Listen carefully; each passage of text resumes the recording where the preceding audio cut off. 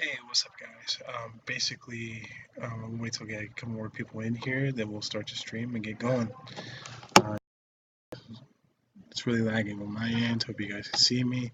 We'll get started in probably in a few.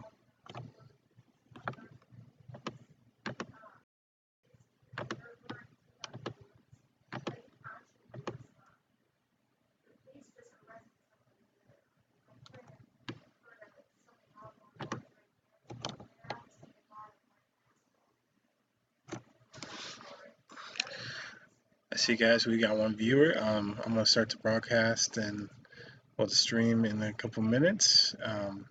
Hope you guys can see me. It's really lagging on my end, so hopefully it gets through in an effective way, and you guys can enjoy this stream. And just give about a few minutes. We'll see how many more people we can get in here. Thanks, guys.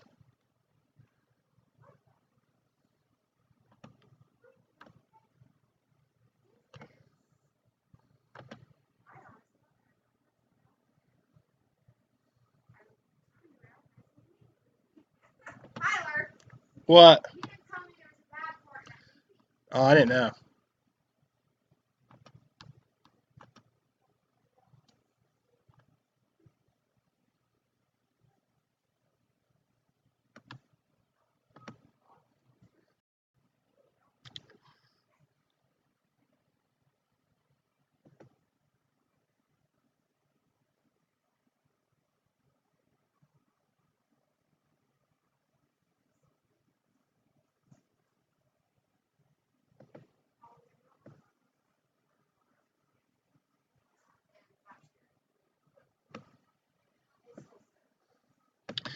Like I said, guys, just give it about a few minutes. I'd like to get a few more people in here so we get this broadcast started.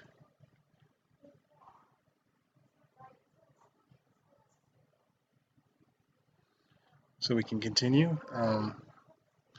Like I said, I have a master's in forensic psychology and a bachelor's in criminal justice, and I've had several years in the mental health field. If you guys have any questions during this broadcast, let me know.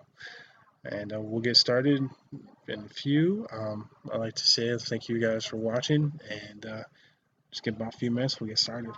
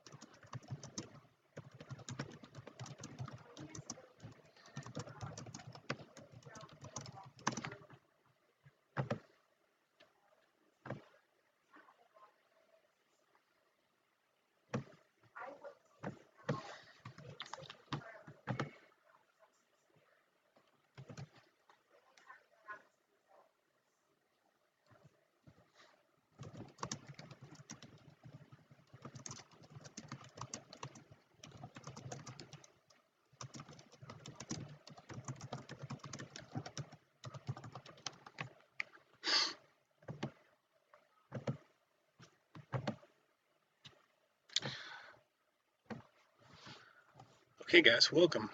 Welcome to my broadcast. Hope everybody is doing well. I see we only have one watching in here right now, but we should have a few more to join along, and I'll review what we talk about at the end. The reason I wanted to do this broadcast is because a lot of people have depression, have anxiety, and it's important to handle it in an effective way. To give you some of my credentials, I have a master's in forensic psychology and I have a bachelor's in criminal justice. So it's important to get that out there for you guys so you guys can understand, what my credentials is and what qualifies for me to do this. Depression, anxiety, it interferes with everyday life. It brings people back. It's like an anchor tied to people's legs. And it's a tough situation. It's a tough thing. But the thing is, to handle those frustrations, handle your depression in an effective way. It takes some key methods to do that. And I want to discuss them in this video and discuss, how to do those in an effective way so you guys can get a handle on that. Give me one second, guys.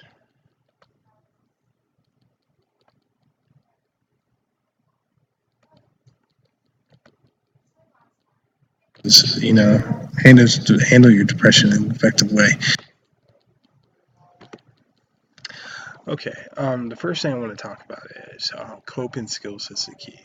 When I worked at the Methadone clinic, working with patients that were addicted to drugs, and a lot of them had depression. They used drugs as a self-medicating thing to help, get rid of the depression. But what I had to do was I had to mind trick them. I had to give them a coping skills that, works for them, that they can trick their mind, so they don't have to have that feeling of taking drugs. So coping skills works for everybody. There's coping skills that work for some people, but coping skills work for other people. But it's important to find what coping skills, work for somebody in an effective way so they can, get a handle on their depression. They can help themselves so they don't have to self-medicate. Um, I recommend working out. I recommend reading books. I love reading books. My main thing is I'm I'm a book hoarder. I use books and escape from everything all the time.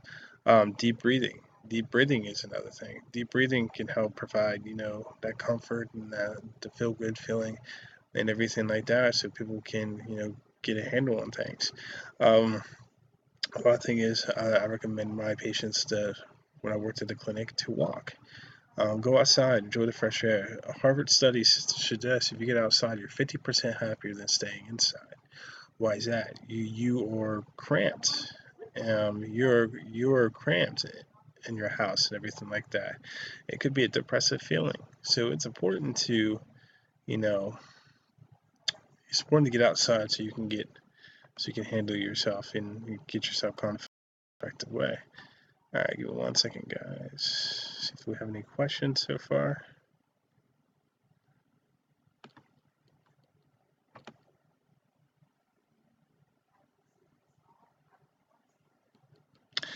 Okay, so when we look at coping skills, what I like to do is I like to do what's called a visualization technique for people. Visualization technique can be seen as visualizing the place in your life that you have, um, that it's peaceful for you. It could be a peaceful memory. It could be something that can provide some assistance for people and everything like that. So what is your peaceful memory? What's something that's going to make you so relaxed and so feeling that it's going to make you so happy? You know what I mean? So it's important to find out what makes you happy. What is the thing in your mind that causes you to have a peaceful place? So I recommend finding that. I recommend getting a piece of paper, writing it down and everything like that, so you can have you know that peaceful place and everything like that. It can help with depression, it can help with anxiety. Depression, basically is just basically finding what makes you happy and what causes you motivation. Um, where I like to, what you need to do is find a positive support group. Find somebody that is going to be there for you, give you that motivation to seek help. I recommend counseling. Counseling is a good thing, but you have to find that good counselor that's going to provide you with some coping skills and ways to help you in an effective way. When I was counseling people, when I did group therapy, group counseling, I told my patients, I was like, you need a counselor that I told other people in the group, I had people with, that's belong to other counselors. I told them, I was like, demand for coping skills, demand what you need to do. Demand a counselor to teach you these things so you can provide yourself with some assistance for the future. If not, if you don't have a good counselor with you, you know what I mean, helping you, you're not going to have a counselor that's going to provide you with assistance, to help you, in times of need, and they're not going to help you, and you're not going to get the help you need to be rehabilitated from your depression.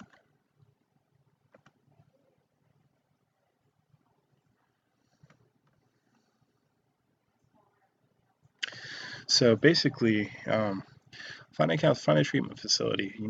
There's a lot of treatment facilities out there. Find something that works for you. Counselors do help. Therapy does help. I've seen it.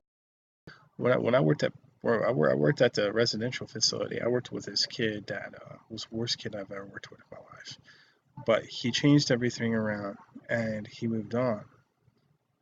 So it was important to find, what therapy, what counseling, because counselors use different methods, use different methods to provide assistance to people. So it's important to find that counselor that works for you. Um, like I say, guys, if you have any questions about this stream, about this broadcast, let me know. Put in the comment section, and or you can message me on Facebook, so I can answer this in an effective way. But with this video, put the comments in the comment section. If you have any questions, and I'll try to get back to you the best way I can to answer those questions. Another thing is, go into a doctor and find some medicine that works for you. I recommend St. John's Wort, because I took St. John's Wort and everything like that, and it worked for me because I had a little bit of a depression, throughout my life, because I was a bully victim. I was bullied for like 10 years, and it could put a damper on somebody. But I recommend St. John's Wort. St. John's Wort can help, liven the mood, and help provide somebody with assistance to, have a better mood so they can get through their day. But yeah, go to the doctor and just tell them about your symptoms. Depression can be a symptom in itself with something bigger, so it's good to get yourself checked up on, and find what works for you and everything like that. Um, like I said, guys, if you have any questions in this broadcast, just let me know in the comment section. Well, like I said, depression can cause some major issues, but anxiety can cause as much issues, because there's a lot of people that have social anxiety, and it's good to have, like I said, coping skills to handle the anxiety. I taught coping skills to at the residential facility I worked at all the time, and depression can cause some major issues, but so it's good to, I taught them coping skills all the time. It took maybe 100 times to teach them, get them to learn the coping skills in an effective way.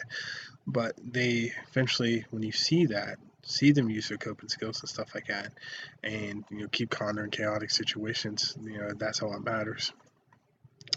I taught this one patient one time, although I do teach deep breathing and visualization techniques, I taught him, when she was in a social situation, twiddle your thumbs. Twiddle your thumbs is a good way to handle anxiety, a good way to help, keep yourself calm, or put your hands behind your back and twiddle your thumbs.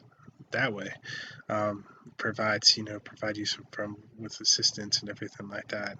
I like to do probably one of my next videos, practice some coping skills with you guys. Of this, that would provide, some help, and, provide people with assistance, what coping skills they can use. Basically, just find what works for you. And, there's a lot, but the thing is, with that, you have to get started.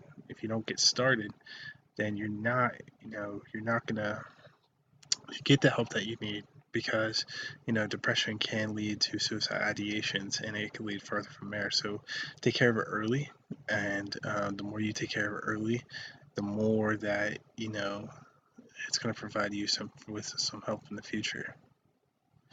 If you guys have any questions for this video, like I said, I'll answer them in the comment section. I hope everybody's doing well and everything, and and subscribe to my channel if you want to see more videos. And hopefully get some more videos up this week. And you guys have a good day. Peace.